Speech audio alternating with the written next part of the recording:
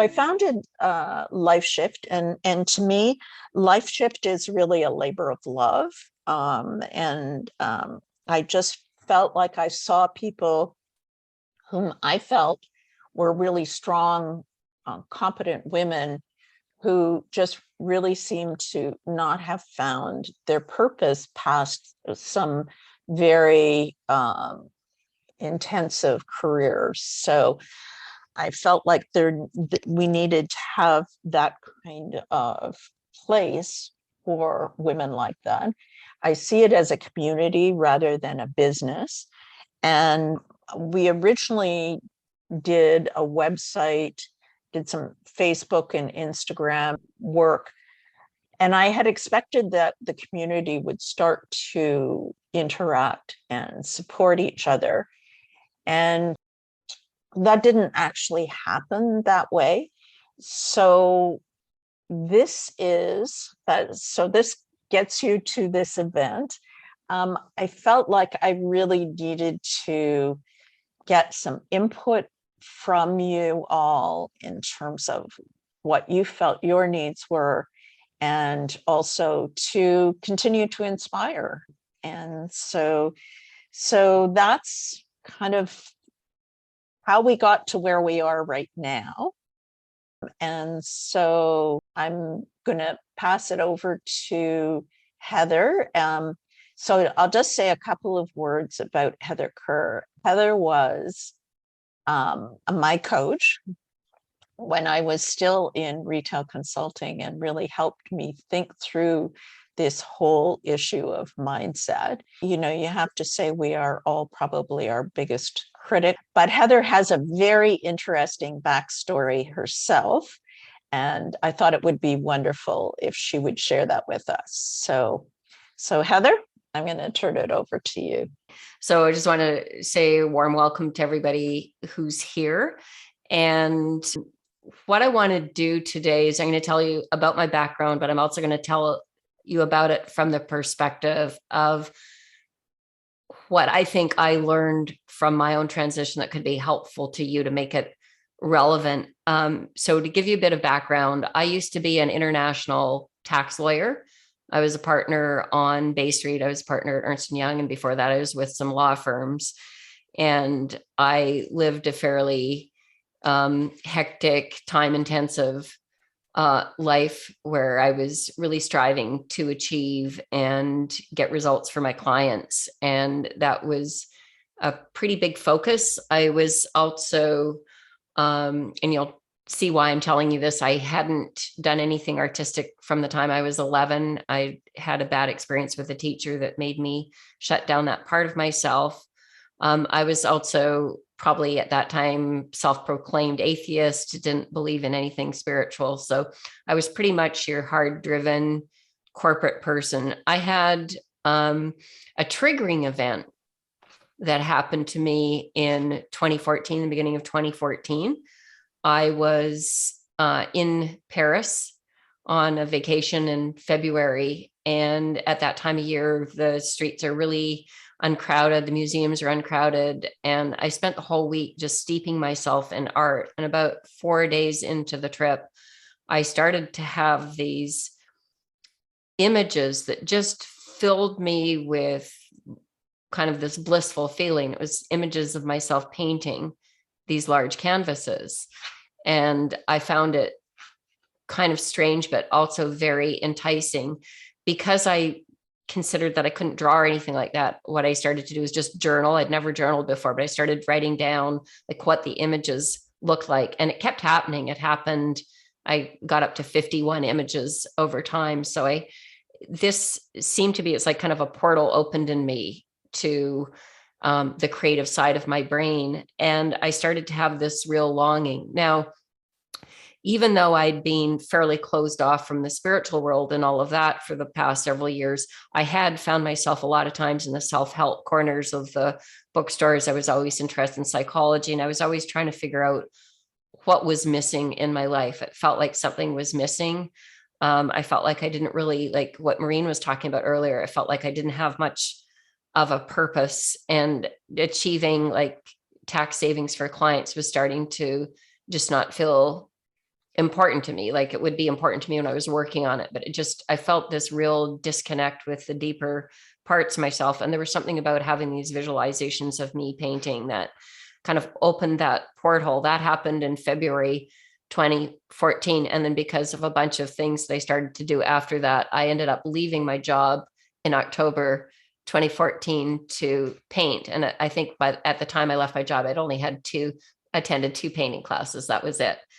And for a long time, I thought, well, and then after that, I started showing my paintings, and then people would come to my shows, and it would be former client or former people from Bay Street.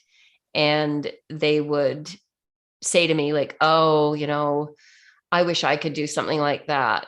But, I'm not retiring for 15 years, or they would give me all the reasons they weren't doing it. And I became really wanting to help them. But for a long time, I had this view, well, I just had a mystical experience, and that's how I was able to change. And that's all that happened. But eventually I trained as a life coach, and that helped me dissect the process and see what happened. So I just want to share, like in retrospect, what actually happened to me. There are things that made it not a mystical experience so much, but just something, it's just a change in mindset. It's a change in approaches and things that I did that actually changed what was happening in my world and opened my possibilities. So the first thing that happened with these painting visualizations is it changed my belief about what's possible in the world. I had ruled out the artistic side of me, like a lot of people I've met since have done, just based on, I was a very highly sensitive child. Based on some negative comments a teacher said about one piece of art I did, I decided that I wasn't artistic. And it was literally me going through life saying I'm not artistic that made me think that I couldn't do that. So just even imagining myself painting these paintings made me wonder what was possible. And so I started to change my mindset from I'm not artistic to maybe I could learn art. Maybe art is something I could try. Like just opening myself up to that possibility was a huge change in my mindset. As I was exploring this, when I was still working these long hours, I suddenly had this need to just be in nature. At that time I was living in Toronto. I lived in High Park, and I found that there was this spot. If I got in the car 5:30 in the morning and drove down to the lakeshore, there was a place I could park, walk to the lakeshore, and just sit on the rocks and just journal. I started to just journal like what my thoughts were. By that time I joined Verity, which is a women's business group. And it seemed that everybody I met, I guess all the people that drew my attention were artists and designers and people like that. And I met a woman called Gail Hill, who introduced me to something called The Artist's Way. And in The Artist's Way, it's a great book if you haven't read it. Julia Cameron advises journaling every day. So I would go down to the rocks and I would just write stream of consciousness, just like whatever was going through my mind, I would just write it in a journal. And it could be stuff like, I don't feel like doing this. This is ridiculous. Why am I doing this? Sitting by the rocks, writing this. But I just write down my thoughts. And what that did is it started to build an awareness in my mind about all the thoughts that I was thinking. And when you journal and you write down your thoughts, you start to distance yourself. You start to realize your thoughts are just something going through your mind, and you don't have to believe them all. So that starts to develop the awareness that is so important to development. I love nature. So I started doing slow walks through nature and really getting present, like just noticing the beauty of the flowers, even the beauty of some of the weeds, the light sparkling on the water, the texture of the rocks. So I started to become a lot more present and in the moment. Another thing that I started to do naturally, which is really helpful, is I started to visualize myself in the future. I imagined myself 10 years in the future. I imagined myself living in this beautiful spot, having a gallery filled with art, surrounded by nature. And I visualized it a lot until it started to feel like I actually was this artist. And by the way, I was doing this before I even took a painting lesson. of just visualizing myself in the future as this artist, even though I had no evidence that I could paint. I just was making it up. Through Gale Hill and through Verity, I found a new community. I started to surround myself, instead of with tax lawyers and people focused on business, I started to surround myself with people that had mastered creativity in some sphere. I surrounded myself with people that were open to new experiences, people that were entrepreneurial. So I changed my community.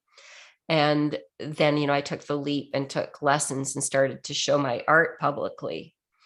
So, in terms of my story, the things I think that are most relevant for you is think about the ways, like the way you think about yourself, you might be putting yourself into a box. We think in ways where we tell ourselves, oh, I couldn't make this change. I couldn't do this. I need to work so long until I retire. I don't have enough time. Like all of those myths that we tell ourselves that keep us in a mindset box that doesn't allow us to experience new things. Your mind, we're all human. Our minds are always going to tell ourselves 1,000 reasons we can't do something.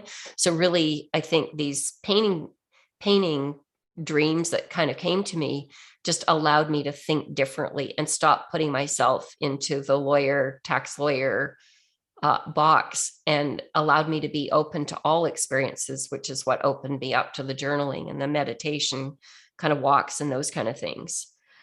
I think another thing that I did that I just had landed on, this future visualization, was really helpful. Our brains really hate change. They always think that our brains are wired to think that any change is going to harm us, because, back in prehistoric times, our brains were rewarded for thinking scary thoughts. We weren't rewarded for going out and looking at the beauty of the flowers. If we went out of the cave, we were rewarded for noticing a tiger was about to pounce and retreating. So our brains always tell us 1,000 scary thoughts.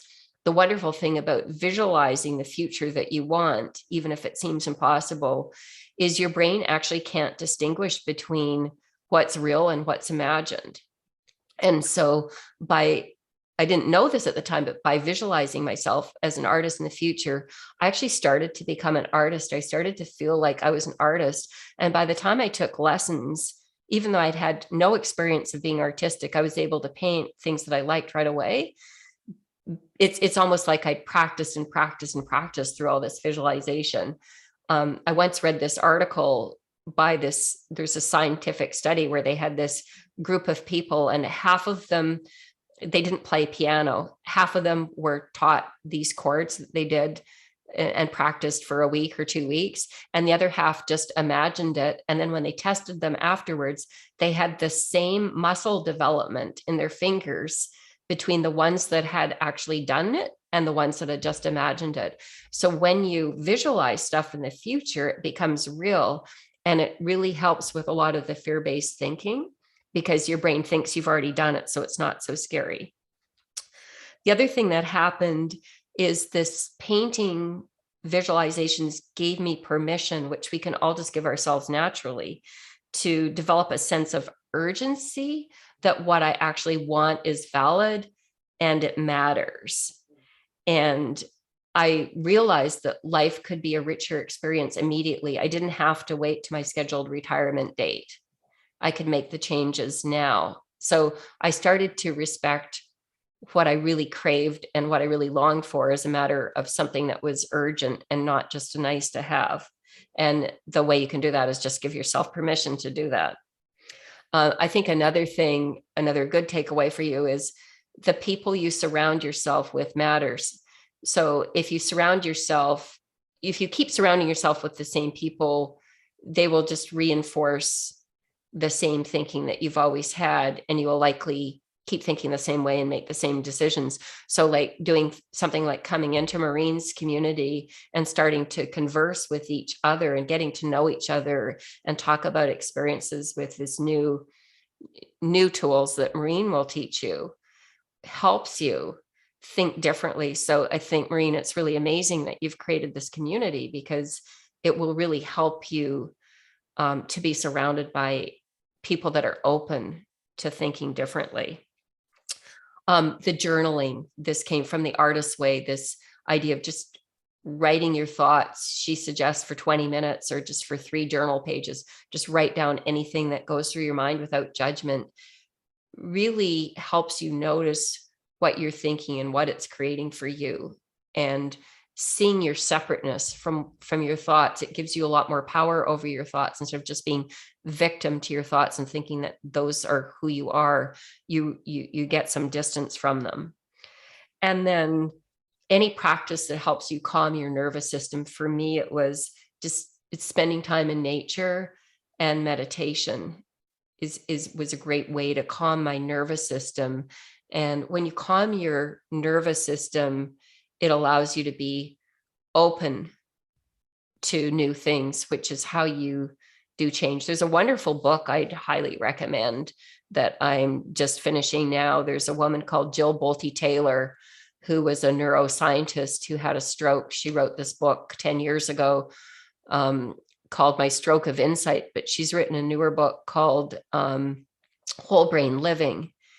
And it's about, she's a neuroscientist. She had a stroke that wiped out the left side of her brain, and it took about 8 years for her to develop those neural pathways again. So she's since studied all the parts of your brain, and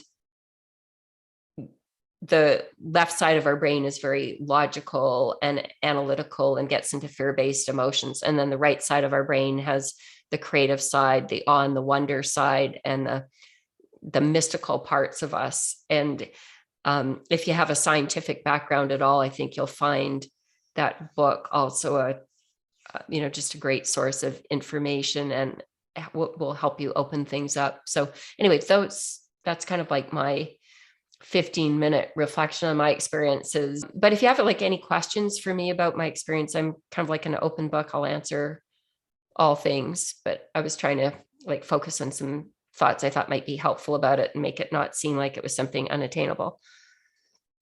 Do you live in the city? No, I moved. It's like I keep operating through visions. I had a vision a few years ago about creating a place in the countryside with a gallery and stuff like that. And I made it happen. So I actually live in a space like that in Prince Edward County, where I have my own gallery. Somebody else asked if I moved from painter to life coach. No, I'm both. I paint and I do life coaching as well. Do I do speaking engagements? I have my own podcast. It's called the Unlikely Artist podcast, which is kind of fun. I have a fuller version of my whole story there.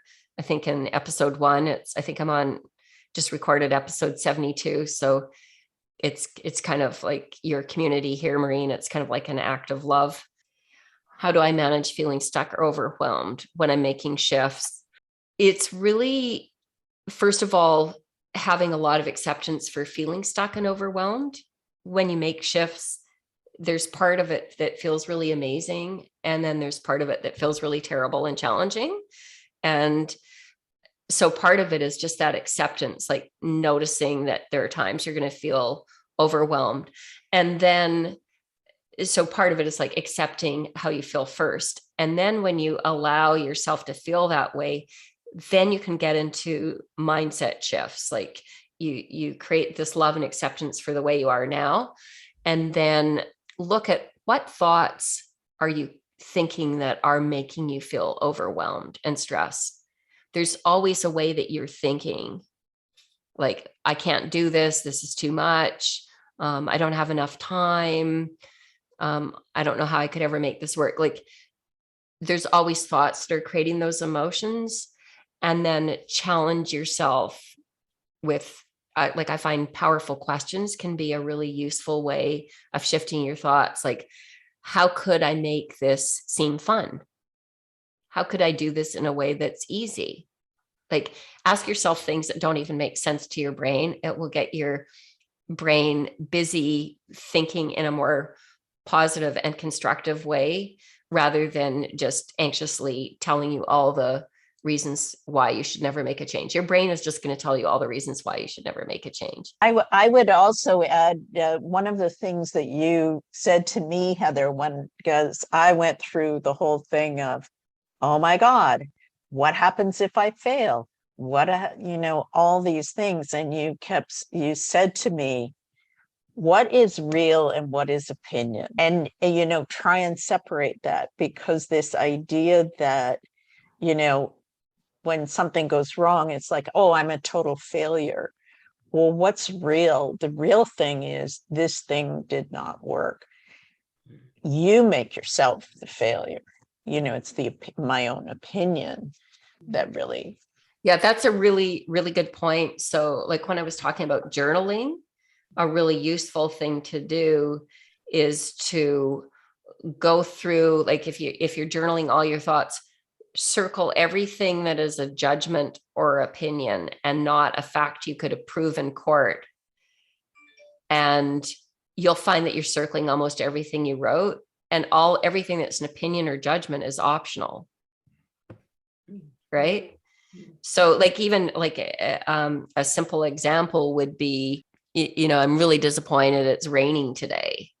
So when I say that, I'm thinking it's the rain that's making me feel disappointed, but it's actually my thought that it's not okay that it's raining. Like I can have all kinds of beautiful thoughts. Oh, rain is really fun. Like I love going out in the rain. Rain is nourishing. Like I can just bundle up and still enjoy it outside, right? Like you can have all kinds of different thoughts. So just as an easy example, what's real is that it's raining, and what's an opinion is, it's terrible when it rains.